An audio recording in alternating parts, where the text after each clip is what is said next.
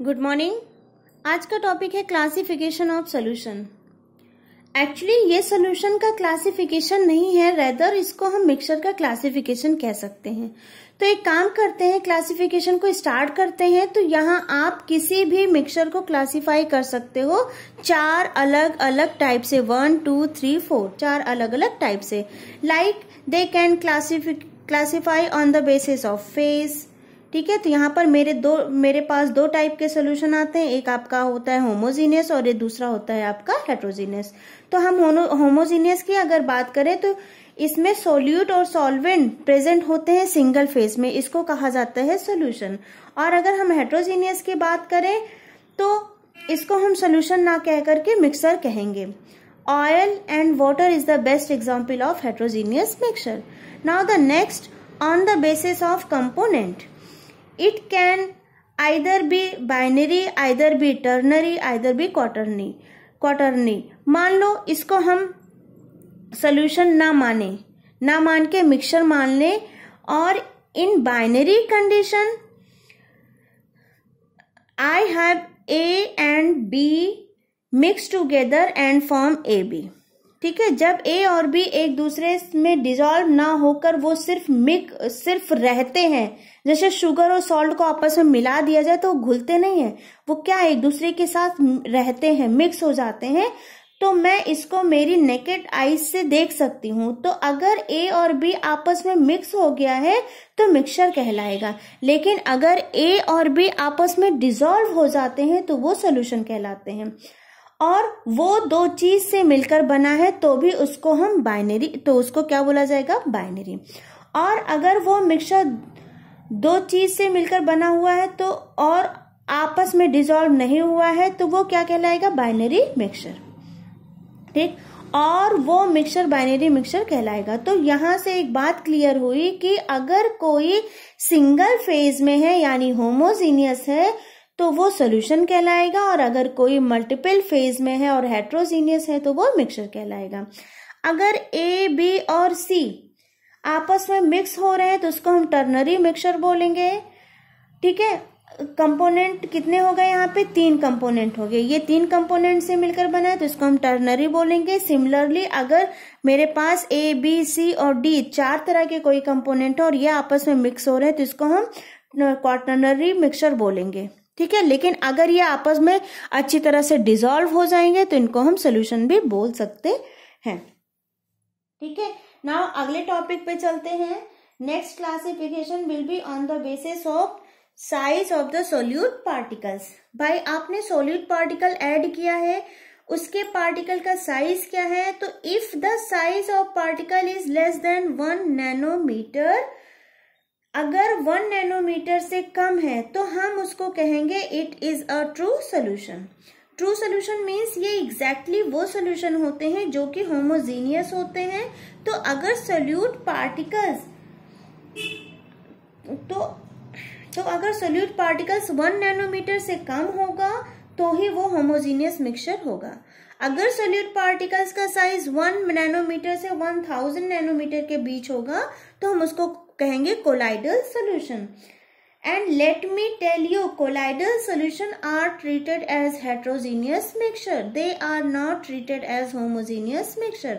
Now since they are having heterogeneous mixture, they cannot be called as the solution। now अगर आपके particle का size 1000 nanometre से ज्यादा है तो हम उसको कहेंगे सस्पेंशन। एक्चुअली सस्पेंशन मिक्सचर वो मिक्सचर होता है जिसमें आप सोल्यूशन के पार्टिकल्स को अपनी नेकेड आई से देख सकते हो। जैसे फॉर एग्जाम्पल, एक एग्जाम्पल के साथ स्टार्ट करते हैं। आप लाल मिर्च के पाउडर को लो और पानी में घोल लो, फिर जब आप उस कांच के ग्लास को केयरफुली देखोगे तो आप देखोगे जो मिर्च पाउडर है, जो मिर्च के पार्टिकल्स है वो पानी में सस्पेंड हो गए हैं, लटकते हुए ऐसे घूमते फिरते लटके लटके से आपको नजर आएंगे। ठीक है, हम उसको अपनी नेकेड आई से देख सकते हैं। हेंस हम लोग कहते हैं कि वो एक हेट्रोजीनियस मिक्सचर है। और एक बात और ध्यान रखिएगा, हम कोलाइडल सॉल्यूशन को, और अगर हमें कोलाइडल सॉल्यूशन और ट्रू सॉल्यूशन में डिफरेंशिएट करना है तो हम डिफ्रेंशिएट कर सकते हैं कि कोलाइडल सॉल्यूशन जो होते हैं वो टिंडल इफेक्ट शो करते हैं। टिंडल इफेक्ट क्या होते हैं, जैसे हम जब ट्रू सॉल्यूशन में हम लाइट पास करते हैं तो एकदम क्लियर सॉल्यूशन दिखेगा और लाइट पास हो जाएगी, लेकिन जब हम कोलाइडल सॉल्यूशन में लाइट को पास करते हैं तो लाइट में हमें धुंधला दिखता है, मतलब यहाँ पे मुझे कुछ डस्ट पार्टिकल्स दिखाई देते हैं। इसी को बोलते हैं टिंडल इफेक्ट, क्योंकि यहाँ पे लाइट जब है पार्टिकल से पड़ते हैं तो पार्टिकल्स जो क्या होते हैं, स्कैटर्ड हो जाते हैं। Now coming on the next topic, on the basis of physical state. Physical state के बेसिस पे आप कैसे क्लासीफाई करोगे। अगेन यहाँ एक प्रॉब्लम है, अगर आप फिजिकल स्टेट पे क्लासीफाई करते समय उसको होमोजीनियस लेते हो तो it will be classified as a solution.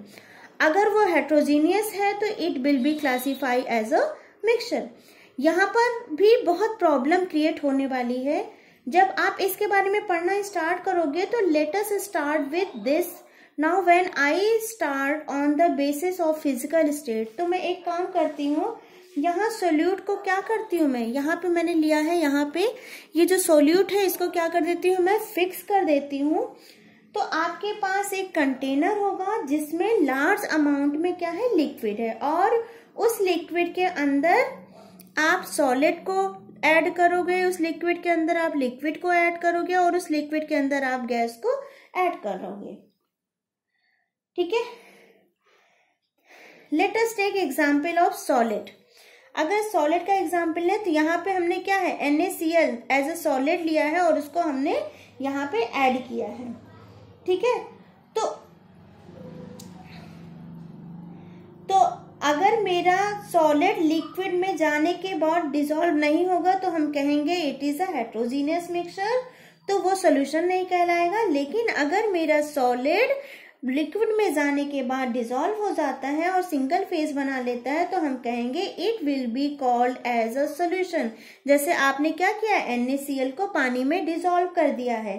ठीक है, तो यहाँ पे सॉल्यूशन है। वहीं अगर आप मिक्सचर की बात करो तो I can give you example of mixture, तो वो क्या हो जाएगा, मैं सैंड को वाटर में मिक्स कर दूं तो ये मिक्सचर का एग्जाम्पल हो जाएगा। Okay, the next will be liquid present in liquid. अगर हम लिक्विड को लिक्विड में डालें, ठीक है, अगर हम लिक्विड को लिक्विड में डालें, लेटस से एल्कोहल, यहाँ पे हम क्या ले लें, एल्कोहल। एल्कोहल को हमने क्या किस में डाला है, वाटर में।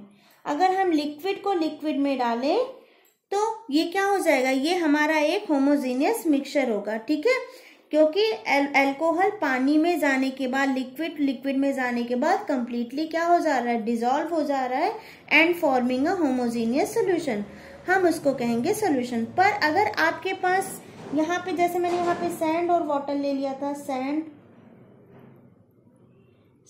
और वाटर लिया, ठीक, ये तो मिक्सचर का एग्जाम्पल हो गया। और यहाँ पे अगर हम ऑयल और वाटर ले लें, ऑयल प्लस वाटर, ठीक, और लगा दे रहे हैं, ठीक, तो ये भी क्या है, ये आपका मिक्सचर का एग्जाम्पल हो जाएगा। तो ये इमिसिबल हो जाता है। ध्यान रहे, जब सॉलिड लिक्विड में आता है तो वह डिसॉल्व होता है, लेकिन जब लिक्विड में पोर किया जाता है तो वहाँ miscible and immiscible word use होता है। ठीक है, और ये जो मिसिबल वर्ड है वो क्या होते हैं, अगर मिसिबल है तो मतलब डिसॉल्व हो गया, इमिसिबल है तो मतलब कि वो डिसॉल्व नहीं हुआ है। Now let us take example of gas.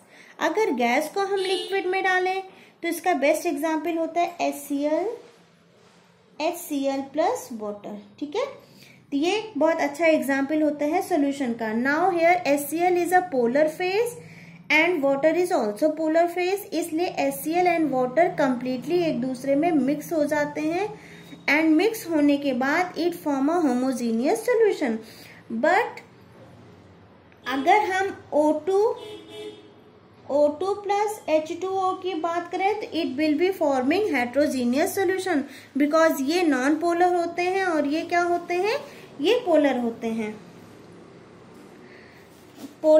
हैं, ठीक।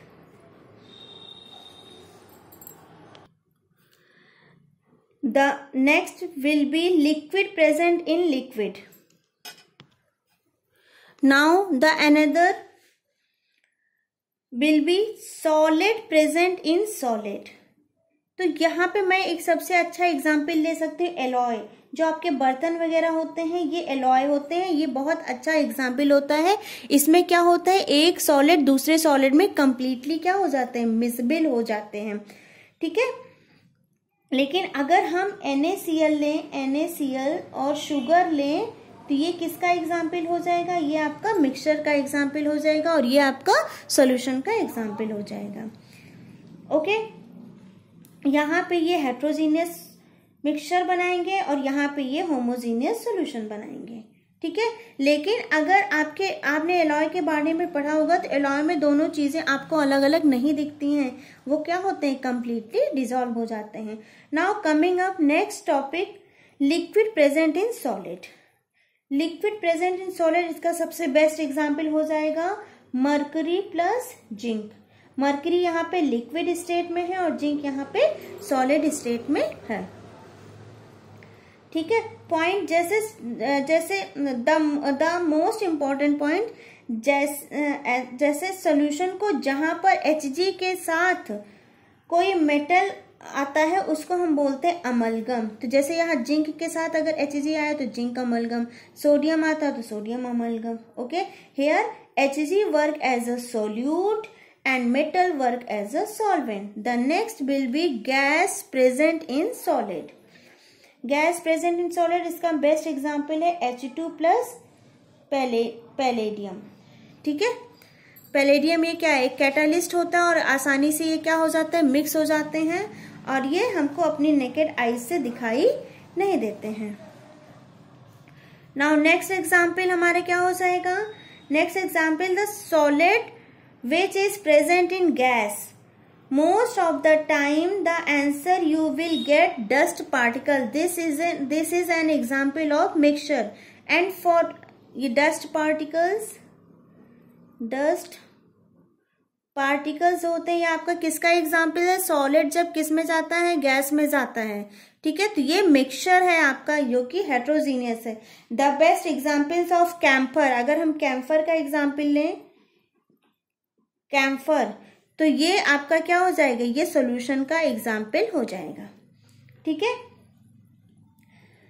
क्योंकि camphor present in a gas so it will be called a solution.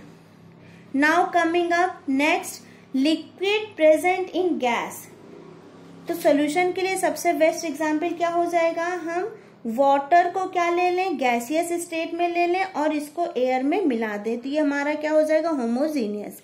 लेकिन अगर हम हेट्रोजीनियस मिक्सचर की बात करें तो वाटर को हम लिक्विड फॉर्म में ले लें और इसको एयर में मिक्स कर दें, ठीक है। तो ये हमारा हेट्रोजीनियस हो जाएगा। Now next, the next will be gas present in gas. इसका सबसे बेस्ट एग्जाम्पल होमोजीनियस के लिए क्या हो जाएगा, जिसमें वो सोल्यूशन बना रहा है N2 प्लस O2 और हेट्रोजीनियस के लिए क्या हो जाएगा आपका एयर। आई होप आपको समझ में आया होगा। Thank you.